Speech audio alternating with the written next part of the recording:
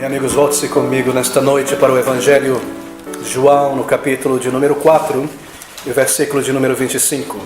João, capítulo 4, estas palavras, este versículo 25. A mulher samaritana, isto é, disse a Jesus: eu sei que o Messias, que se chama o Cristo, vem.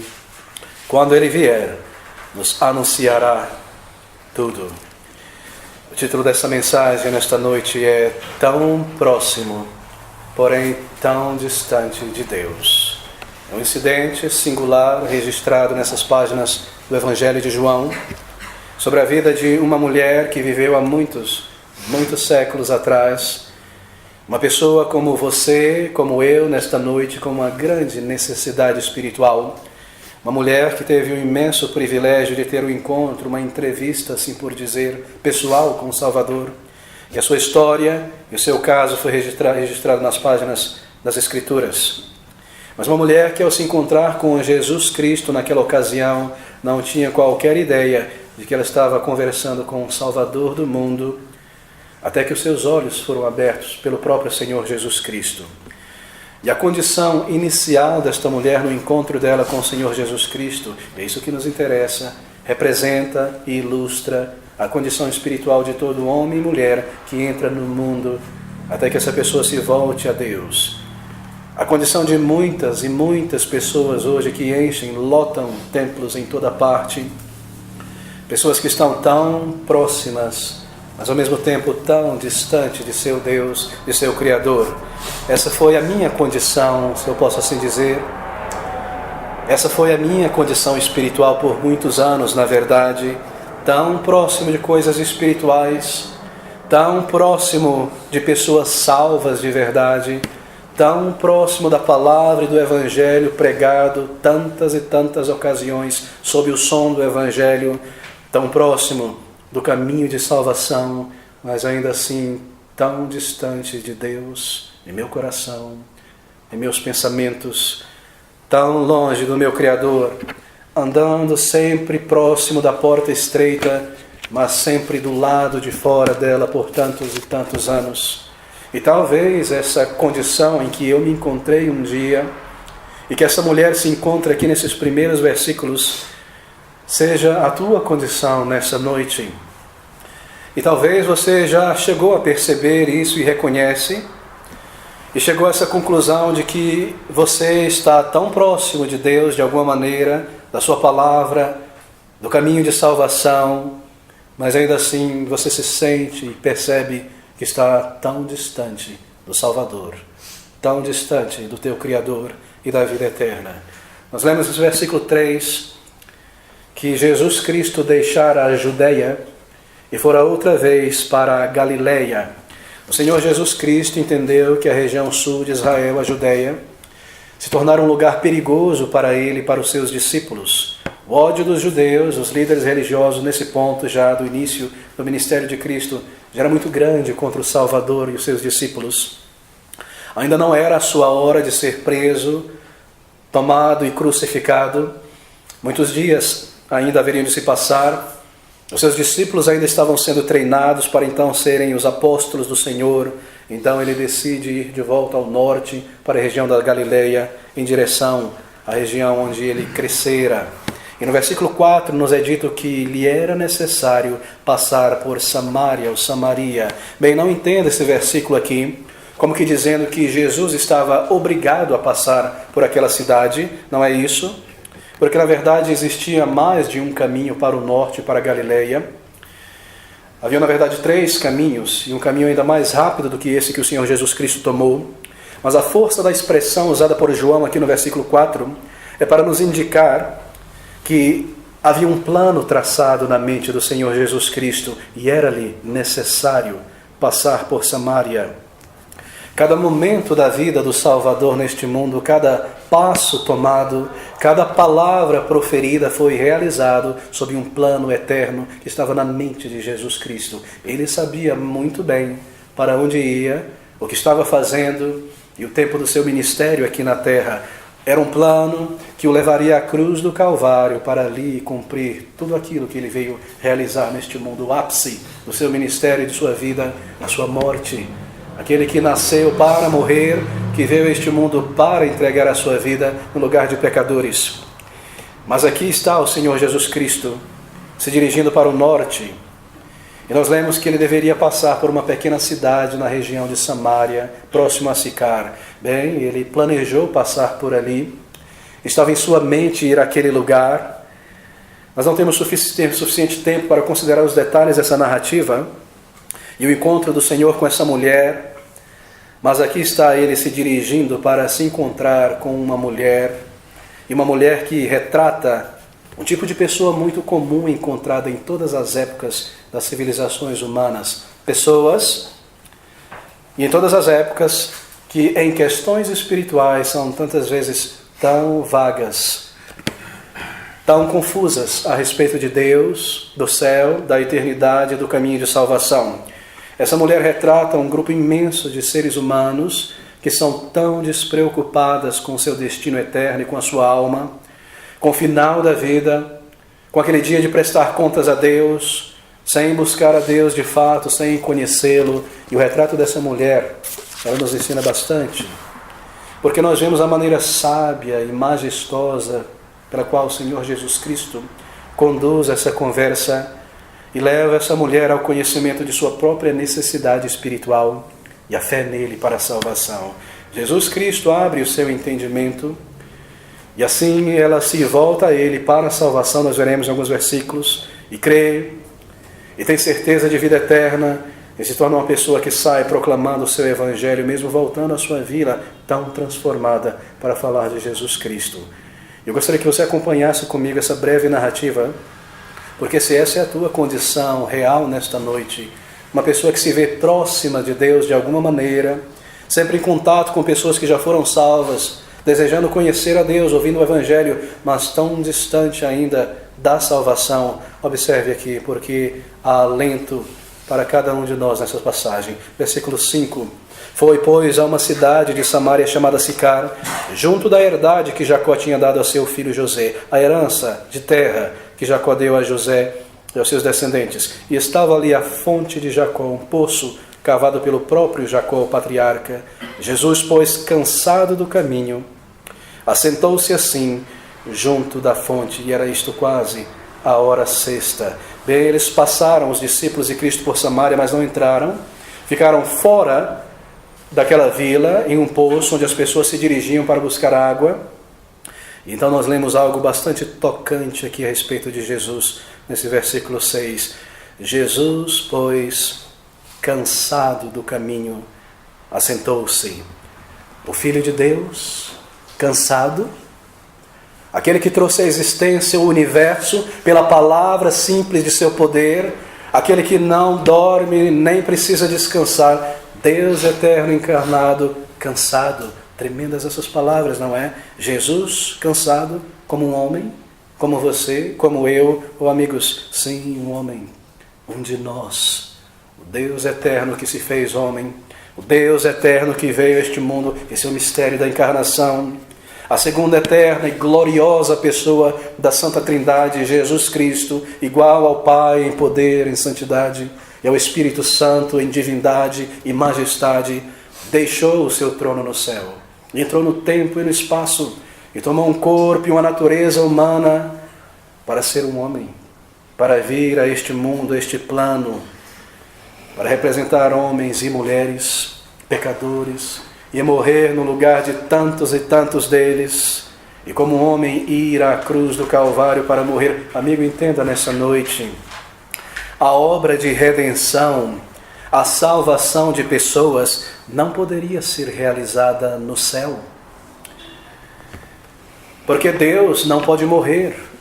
Ele é o Espírito divino, eterno e glorioso, e o pecado que aconteceu e foi realizado neste mundo, e foi por isso que Deus precisou vir a este mundo e se tornar um homem para morrer como um sacrifício, como um substituto no lugar de pecadores. Foi por isso que ele se fez um homem e desceu a essa terra. Ele precisou descer e se humilhar e condescender, um Deus eterno, se fazendo um homem e criatura como se assim fora. Então um servo Então a morte de um criminoso e se rebaixar desta forma para como um homem morrer no lugar de milhares de pessoas que um dia buscariam nele o perdão e a reconciliação e abrir um caminho que conduz ao céu e ser o salvador de toda a alma que se aproxima dele. A obra de redenção deveria ser realizada neste mundo e por isso ele veio sem pecado para ser o representante de tantas pessoas que encontrariam refúgio no Salvador. E é isso que nós lemos. Jesus, pois, cansado do caminho, assentou-se assim junto da fonte, e era isso quase a hora sexta. E o versículo 7 nos diz que veio uma mulher de Samaria tirar água. Jesus Cristo inicia um diálogo com ela. Uma mulher sozinha, vindo a uma fonte naqueles tempos. Por que sozinha? Mulheres não saíam sozinhas de sua cidade em direção a poços para buscar água, normalmente juntas com um grupo de outras mulheres, ou acompanhadas por um irmão mais velho, um homem. Por que sozinha? Bem, nos parece, e nesse horário, sobretudo à tarde, no escurecer, quando as mulheres estavam juntas com seus maridos e famílias, que voltavam de seus trabalhos, o texto nos parece indicar que ela não desejava ser notada, nem desejava a companhia de outras mulheres e outras pessoas. Bem, nós logo descobrimos o porquê, porque o versículo 16 disse-lhe Jesus a ela: vai, chama o teu marido e vem cá. A mulher respondeu e disse: não tenho marido. Disse-lhe Jesus: disseste bem, não tenho marido, porque tivestes 5 maridos, e o que agora tens não é teu marido. O que o texto indica no original grego, que o que tens agora não é teu, mas de outra mulher, o marido. Isto dissestes com verdade. O texto parece indicar que essa mulher era uma pessoa desaprovada na comunidade, por causa de uma vida licenciosa, vã, talvez imoral, uma pessoa que cria no divórcio fácil, 5 maridos, e assim andava desacompanhada porque não queria encarar as outras mulheres, nem ser criticada, nem ser questionada quanto ao seu estilo de vida em Israel, um povo que se chamava pelo nome de Deus, nem mudar a sua atitude. E assim ela sai carregando seu cântaro sobre os ombros, sozinhos, no final da tarde, como de costume.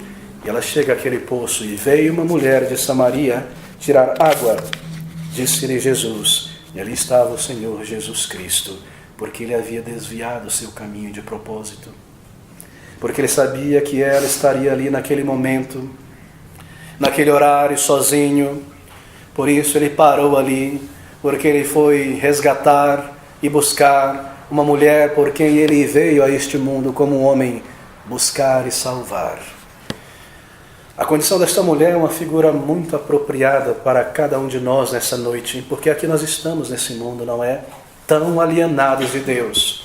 Nós entramos em nossa vida e logo a infância vem, e quando nós nos percebemos por pessoa, nós começamos a nos afastar mais e mais de Deus, e amar esse mundo, e abraçar este mundo, vivendo nossas vidas, cheio de tantas ideias fantasiosas sobre o Criador que nós vamos acumulando na televisão, de religiões, de conversas, preso a inúmeros pecados, vagos em relação à eternidade, a alma e o céu, entregando as nossas mentes, os nossos corpos, a nossa vida, o nosso tempo a pecados, nos afastando mais e mais de Deus. Nós tomamos o nosso tempo, a nossa inteligência, os nossos bens e roubamos de Deus tudo isso e vivemos para nós mesmos, como se não houvesse um Criador, como se não houvesse alguém para buscar e adorar o Criador de todas as coisas, um dia de prestar contas. Ideias vagas sobre Deus, sobre a salvação, talvez vivendo em um contexto cristão, afirmando uma crença em Deus, como essa mulher vivendo em Israel, mas sem conhecê-lo, sem buscá-lo, sem adorá-lo, Deus que nos deu a vida, sem um relacionamento real com Ele, nem ideia alguma sobre a vida além do túmulo. Talvez você tenha nascido em uma comunidade onde as pessoas creem em Deus, uma família, pais, amigos tementes a Deus. Talvez você pessoalmente conheça algumas pessoas que foram transformadas por Jesus Cristo e elas te disseram: eu nasci de novo, eu fui salvo, salva, convertido. E talvez você tenha andado tão próximo do reino de Deus e do céu e ouvido o Evangelho de uma maneira clara e simples, ou tomado a palavra de Deus em tuas mãos e de alguma maneira ou forma você entendeu a mensagem. E assim você está tão próximo de Deus, mas ao mesmo tempo tão distante, tão longe do Senhor, como essa mulher, ao lado de Jesus, ouvindo a sua voz, mas não reconhecendo o Salvador diante de si. Amigos, Deus tomou a iniciativa, como Cristo tomou a iniciativa, em ir encontrar-se com aquela mulher. E Ele nos viu do céu, do seu trono, nesse mundo, em nossa miséria, em nosso pecado, condenados, presos a Satanás e ao pecado e aos nossos corações. E Ele teve tamanha pena, e tamanha compaixão, e tamanha misericórdia, que Ele mesmo veio a esse mundo buscar e resgatar, que Ele mesmo veio a esse plano. E Jesus Cristo fala sobre o presente, a dádiva de Deus. No versículo de número 10, Jesus responde agora a essa mulher e disse-lhe: se tu conheceras o dom, o presente, a dádiva de Deus, e quem é o que te diz, esse é a dádiva, eu sou a dádiva, como se ele dissera, Jesus Cristo é a dádiva de Deus a este mundo. Oh amigos, Ele veio em um corpo e uma natureza humana. Então tenha certeza que você conheça essa mensagem nesta noite, porque esse é o cerne de toda a mensagem do Evangelho. Ele então foi à cruz do Calvário. E aquilo não foi um acidente do percurso, e as pessoas dizem: oh, pobre de Jesus, tão maravilhoso, tão bonzinho, tão bondoso, mas mataram Ele. Não, amigos, Ele entregou a sua vida para a morte. Ele veio para morrer. Ele sabia que haveria de beber esse cálice, entregar a sua vida como um sacrifício. E todos aqueles sacrifícios do templo em Jerusalém, no tabernáculo, eram como que símbolos apontando para o Salvador, que Ele entregaria a sua vida no lugar de muitos, de milhões de pessoas. E Ele requisitou do Pai que toda a culpa e condenação daqueles que haveriam de ser salvos fosse colocada sobre Ele, e que Deus punisse Ele no lugar deles, e que Ele levasse a miséria e a punição de todos aqueles por quem Ele veio morrer. Foi para isso que Ele veio. E Jesus Cristo olha para essa mulher, e talvez pense consigo mesmo com tamanha simpatia: oh, essa mulher não conhece, nem tem ideia com quem ela conversa. Se somente ela conhecesse a dádiva, o dom de Deus, ela pediria por água viva, por salvação. E Ele passa então a educá-la nas verdades espirituais e a lidar com ela. Se somente nós, no início de nossa jornada nesse mundo, mesmo na infância, soubéssemos sobre a obra do Senhor Jesus Cristo, quantos anos não teriam sido desperdiçados em pecado, em vazio, longe de Deus? Se somente anos atrás nós tivéssemos lido na palavra e aprendido sobre o caráter de Deus, que Ele é um Deus santo e justo e reto, e que Ele não pode fechar os olhos para os nossos pecados, nós teríamos buscado dele o perdão há tantos anos atrás. Oh, se somente nós lêssemos a mensagem da criação em nossa volta, que aponta para um Criador real, inteligente, nós não teríamos comprado a mentira do ateísmo, de que não há um Deus real, nem propósito nessa vida, e desperdiçado tanto de nossa alma e inteligência como aqui, como agora, sem nenhum pensamento para a eternidade, sem buscar o Salvador. Se somente nós tivéssemos com honestidade, anos atrás, reconhecido o estado de nosso coração diante de Deus, e deixássemos que esta mensagem do Evangelho informasse a nossa mente, então há muito que nós teríamos pedido por água viva, e por perdão, e por reconciliação, e nova vida, se nós ouvíssemos esse instinto que há dentro de nós para a eternidade, e a voz da consciência que a cada dia me convence e aponta os meus pecados. E acima de tudo, se nós dessemos crédito à palavra de Deus, então nós teríamos já pedido por perdão, e já teríamos corrido para Jesus Cristo por refúgio, e já hoje teríamos a certeza de salvação, e a paz de Deus, e a paz com Deus, e nós estaríamos não mais próximo do reino de Deus, mas dentro do reino de Deus. Se somente, diz o Senhor Jesus Cristo, tu conheceras o dom que Deus deu a este mundo, tu lhe pedirias, e Ele te daria água viva. O Senhor se dirige a essa mulher pedindo por água. Versículo 7. Veio uma mulher de Samaria tirar água e disse-lhe Jesus: dá-me de beber. E nós lemos no versículo 9 que ela se surpreende tremendamente com o pedido. Disse-lhe, pois, a mulher samaritana: como sendo tu judeu, me pedes de beber a mim que sou mulher samaritana? E João é cuidadoso em nos dizer que os samaritanos, ou judeus, não se comunicam com os samaritanos. Judeus e samaritanos não se davam bem. Como foi que ela reconheceu Jesus como um judeu? Bem, pelo traço fisionômico, pelo sotaque. Quem eram os samaritanos? Samaritanos era uma mistura de judeus e sírios. Eram resultados daquela grande invasão da Síria sobre o norte de Israel, a capital do norte, que era Samaria, ou Samaria. E ali muitas pessoas tinham sido levadas cativos para a Síria, Damasco. E o povo da Síria, o rei tinha enviado uma grande população de sírios para povoar aquela região de Samaria. E com o tempo passando, judeus e sírios se misturando, é formada então a nação dos samaritanos ali. Eram pessoas que tinham a sua própria particular religião, uma mistura de judaísmo e paganismo. Eles adoravam não no templo, mas no monte. E aqui está Jesus na beira desse poço, essa mulher, e ela aponta para um monte em alguns versículos. E era ali onde eles adoravam e sacrificavam, e ainda fazem até hoje. Eles criam um número de profetas do Antigo Testamento. Não todos esses profetas eram pessoas detestadas pelos judeus. Eram pessoas que detestavam os judeus. Quando um judeu desejava insultar outro judeu, ele a chamava de samaritano, misturado, impuro. O próprio Senhor Jesus Cristo, quando era desprezado muitas vezes pelos líderes de Israel, era chamado de samaritano, não verdadeiro judeu, não verdadeiro membro do povo de Israel. E assim ela se surpreende por esse pedido de um judeu a ela por água. Não que ela negaria água, mas os rabinos haviam proibido um judeu de buscar ou de receber qualquer favor de um samaritano. Lhes era proibido até mesmo beber água do mesmo copo que um samaritano. Eles poderiam e deveriam sofrer a perda do que ter que dever favor a um samaritano. Daí a surpresa dessa mulher. E então ela diz, como sendo tu judeu, me pedes de beber a mim que sou mulher samaritana. Mas o gesto do Senhor Jesus Cristo quebra uma barreira cultural.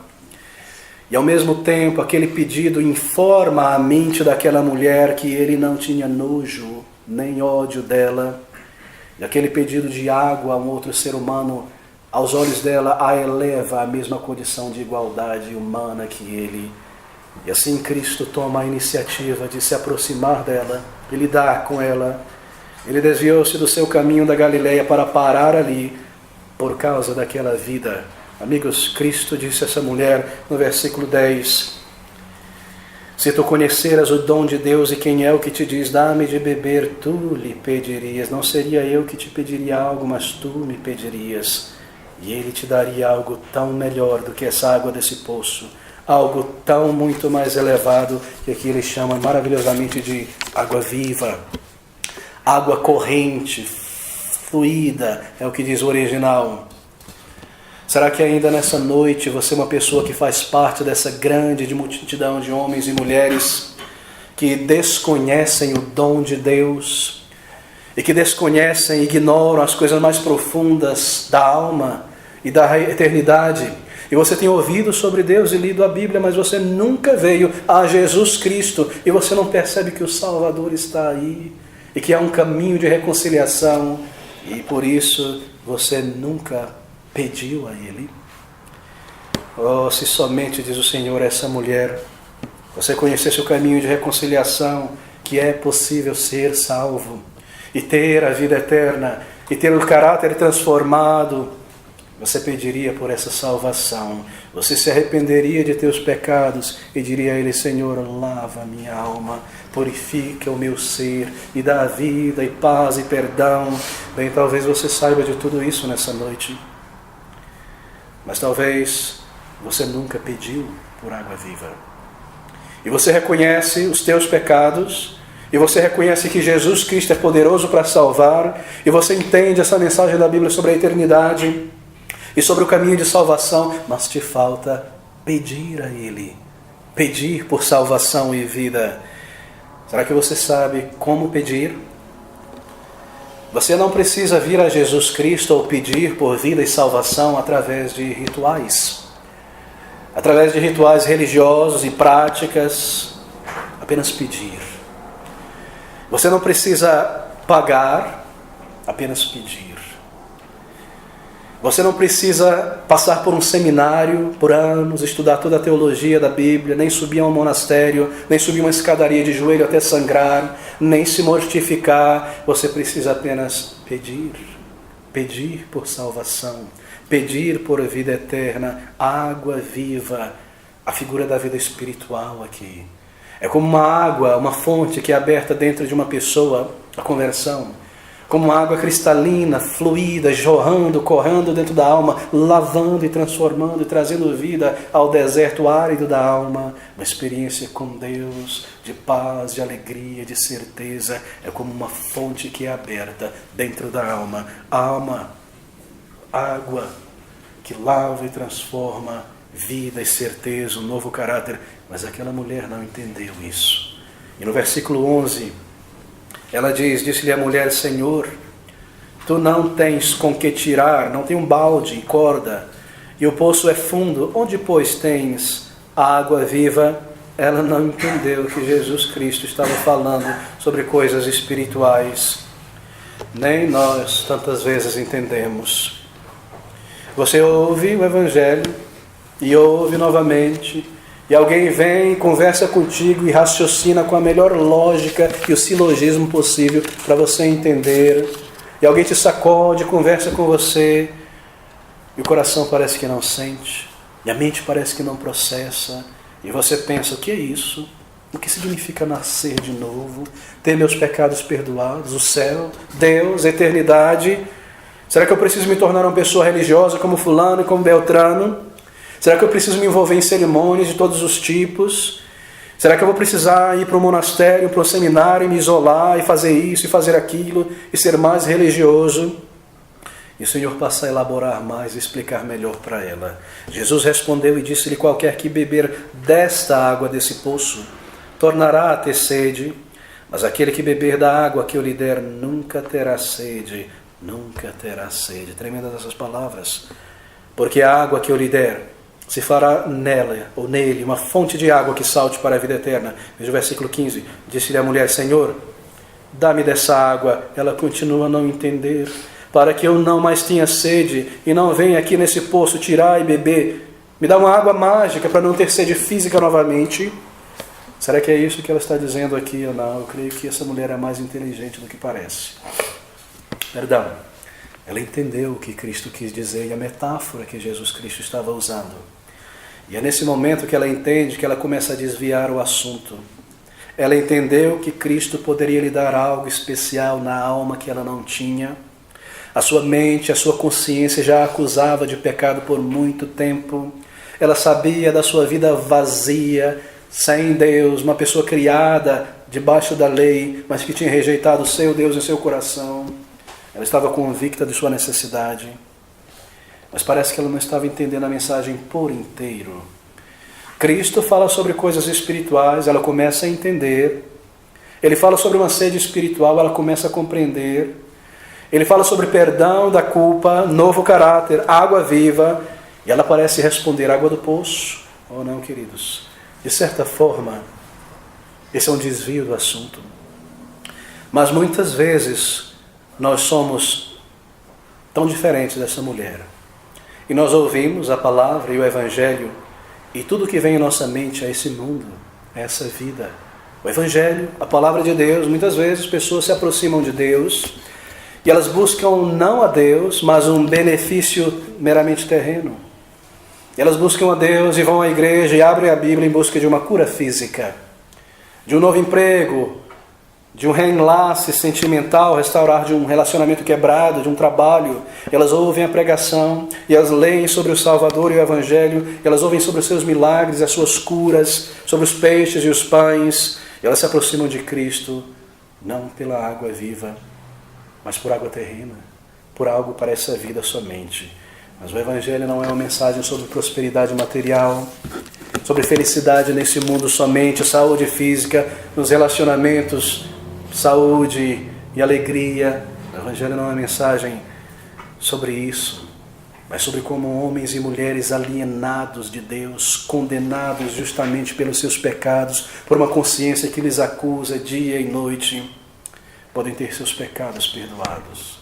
E a paz com Deus, e a certeza de vida eterna em um novo caráter, podem obter perdão, e reconciliação, e paz, e um novo início, e a certeza de ao que o final de seus dias serão recebidos na glória por Deus. É sobre o Salvador, essa água viva, é uma nova vida dentro da alma, tão transformada, força contra o pecado, novo caráter, nova alegria, a eternidade. O Senhor desejava dar o conhecimento de perdão e a vida transformada a essa mulher, e assim Ele oferece a ela, mas há um problema no caminho. Ele está o tempo todo oferecendo a ela, mas há um problema no caminho. Isso é muito importante para nós percebermos aqui.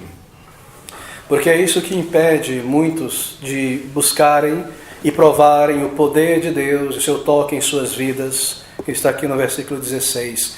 Disse-lhe Jesus: vai, chama o teu marido e vem cá. A mulher respondeu e disse: não tenho marido.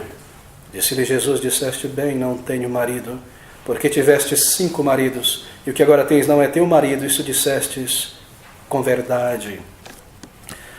Aquela mulher samaritana ainda não estava preparada para receber de Jesus aquilo que poderia saciar a sua alma, até que o Senhor lidasse com o problema do pecado dela.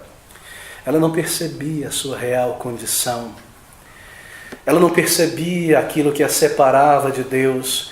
Ela já nesse estágio desejava sim essa água viva, mas ela imaginava que isso apenas ia transformar a sua vida e trazer felicidade nesse mundo, e alegria nesse mundo, nos relacionamentos, e prosperidade, e felicidade. Então ela pede, começa a pedir por essa água, mas ela não entendia o que estava implícito aqui. Os olhos dela estavam em sua necessidade imediata. Me dá essa água para eu não voltar a ter esse vazio aqui nessa vida novamente, e não ter que voltar a esse poço. É claro que ela entendeu a mensagem. Sabe o que ela imaginava ser o único grande problema que ela enfrentava? E o Senhor Jesus Cristo põe o dedo na questão. Ela não sabia se a maneira que ela adorava a Deus era correta, se a sua liturgia era correta, se o que ela seguia em termos de religião e adoração era a maneira correta, se ela estava certa em adorar no monte ou na igreja. Isso era o que ela imaginava ser o grande problema dela diante de Deus. Ouça essas palavras. Disse-lhe a mulher, versículo 19: Senhor, vejo que és profeta. Nossos pais adoraram neste monte, vós em Jerusalém, onde é o lugar que se deve adorar. Jesus Cristo diz a ela: traz o teu marido, eu ponho o dedo no teu pecado, você cumpriu a lei de Deus, não adulterarás. Eu quero essa água, Senhor. Lida com o teu pecado. Oh, deixa isso de lado. O meu grande problema, eu imagino, é teológico. Será que eu estou adorando da maneira certa? Assim somos muitos de nós. Nós imaginamos que estamos bem com Deus, mas o meu único problema é se eu estou indo na igreja certa, e se eu estou agindo corretamente em termos teológicos. Eu não tenho encarado os pecados do coração, e as minhas mentiras, e o meu ódio, e a minha incredulidade, a minha vaidade, e o meu adultério, tudo aquilo que eu tenho feito de errado diante de Deus. Assim nós somos muitos, não é? Tão preocupados se Deus está aceitando a minha liturgia, se eu estou na igreja correta. Em nossas mentes, se estamos seguindo o mecanismo correto da religião, uma igreja mais bíblica possível, se esforçar para ser assíduo na igreja, fazer aquelas coisas que se esperam de um cristão, mas nós não encaramos a realidade de nosso coração diante de Deus. E assim Jesus Cristo precisa dizer a ela: traz o teu marido. Prova que você tem vivido uma vida reta e justa diante de Deus. Mulher, chama o teu marido e vem cá. Dentro da alma um câncer. Dentro da alma o pecado consumindo e destruindo a vida. Mas a sua pergunta era apenas: onde eu devo adorar? No templo ou em Jerusalém? Mulher, traz o teu marido. Mostra que você tem cumprido as leis de Deus. Você deseja essa água da vida? Amigo, mostre a Deus que você tem cumprido as leis dele, a justiça dele. Você percebe a digressão aqui? Disse-lhe Jesus: mulher, vai, chama o teu marido. A mulher respondeu e disse: não tenho marido. Disse-lhe Jesus: disseste bem, você tem quebrado a lei de Deus. Ele pôs o dedo no meu pecado. Vamos mudar de assunto. Vamos falar sobre questões teológicas, adoração, liturgia. Será que nós não somos assim? Quando nós lemos a palavra de Deus e somos confrontados com o Evangelho, vamos mudar de assunto agora. Vamos falar sobre o problema das religiões e as guerras, e o erro do pastor, e o erro do padre, e o erro do fulano, e o erro de Beltrano. Vamos mudar o assunto, porque a minha alma foi exposta. Eu não quero lidar com isso. Eu quero essa água, eu quero paz, eu quero o céu, mas eu não quero reconhecer o meu pecado diante de Deus. Mulher, traz o teu marido. Será que você tem reconhecido diante de Deus? Será que você pode trazer diante dele e dizer: Senhor, aqui está. Eu tenho vivido uma vida perfeita diante da tua lei. E jamais pequei. Jamais quebrei qualquer dos mandamentos, nem em pensamento, nem em palavra. Jamais errei contra ti. Você deseja água viva? Apresente justiça e retidão diante de Deus. Se você, como eu, não pode fazer isso, então o que você precisa fazer é pedir por perdão, por salvação, por um lavar regenerador. Senhor, perdoa o meu pecado. Senhor, lava a minha alma. Eu não posso apresentar obras de justiça e de retidão que me garanta o céu. Eu não vivi uma vida perfeita diante de ti. Eu tenho quebrado as tuas leis continuamente.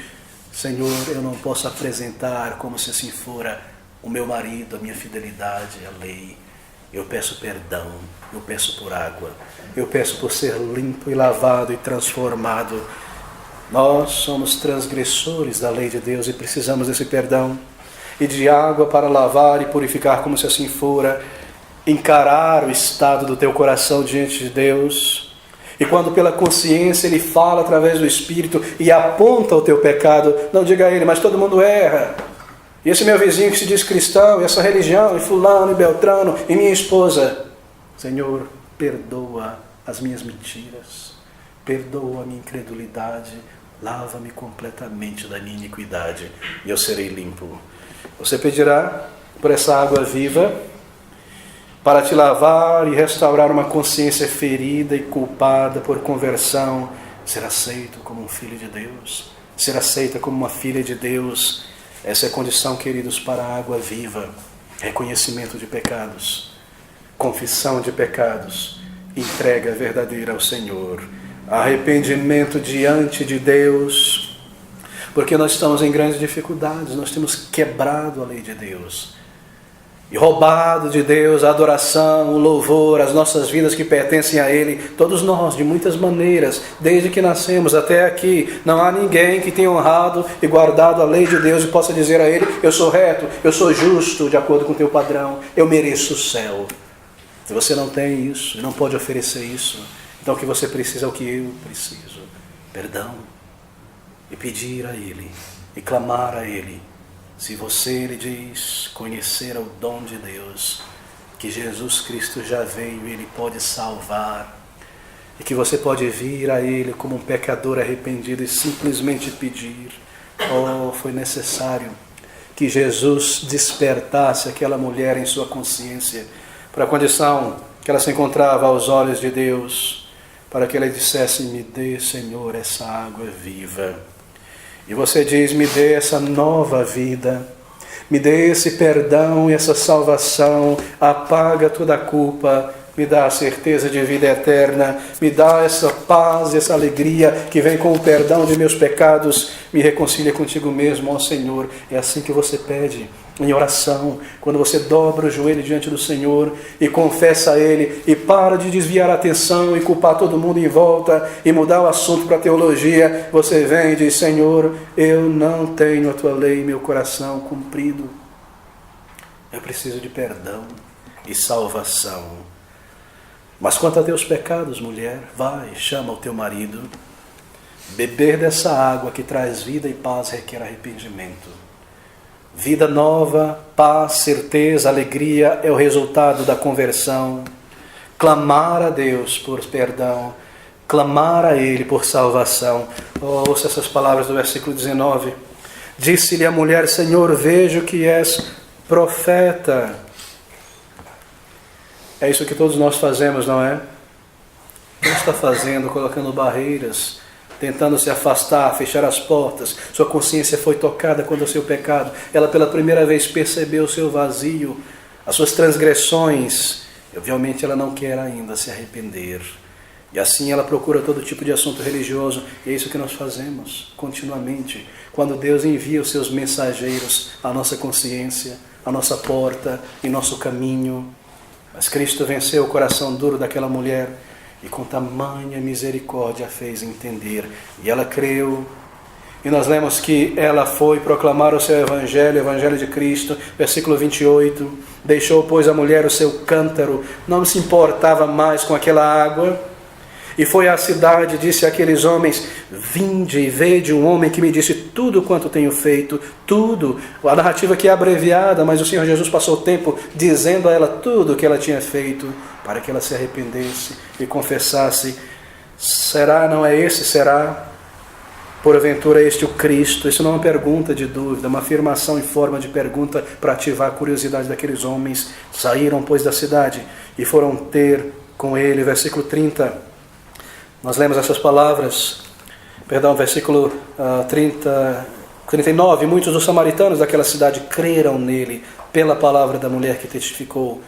Disse-me tudo quanto tenho feito. Então o Senhor Jesus Cristo se dirige àquele local. A mulher deixa o seu cântaro aos pés de Jesus. Vagando pela vida, um símbolo da sua busca por satisfação, bens, prazeres, aos pés de Cristo. É isso que você precisa fazer nessa noite. Você está tão próximo de Deus, tão próximo do reino, mas ainda tão distante porque você nunca pediu por salvação. Você nunca confessou a Ele a tua necessidade espiritual. Nunca entregou a Ele o teu coração por inteiro. E todas as vezes que esse mensageiro do Evangelho vem à tua consciência, teologia, problemas, igrejas, isso, aquilo, hoje, amanhã, etc. Amigo, nosso tempo se esgota. Ouça esse versículo 10. Jesus respondeu e disse-lhe: se tu conheceras o dom de Deus, e quem é o que te diz, dá-me de beber, seria tu que lhe pedirias, e ele te daria água viva. Na privacidade do teu quarto nessa noite, na quietude, sozinho, faça isso com sinceridade. Peça a Jesus Cristo. Peça o Salvador, peça por vida, por perdão, por certeza de salvação. Quando você estiver fazendo isso e orando a Deus, e a tua consciência da parte de Deus disser: apresenta a tua justiça, você quer vida, salvação, perdão, apresente o cumprimento da lei, a tua retidão, a tua justiça.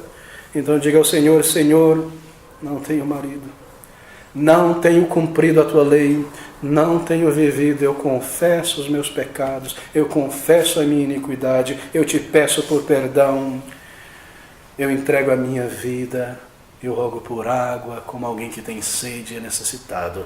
E se você pedir, se tu lhe pedires, ele te dará.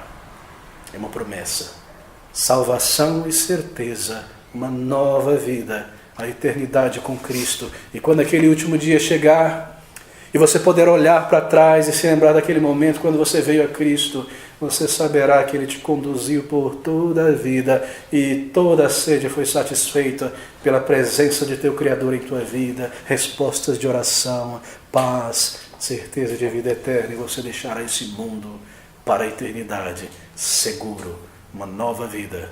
Peça por água, peça por perdão ainda hoje, e Ele te dará.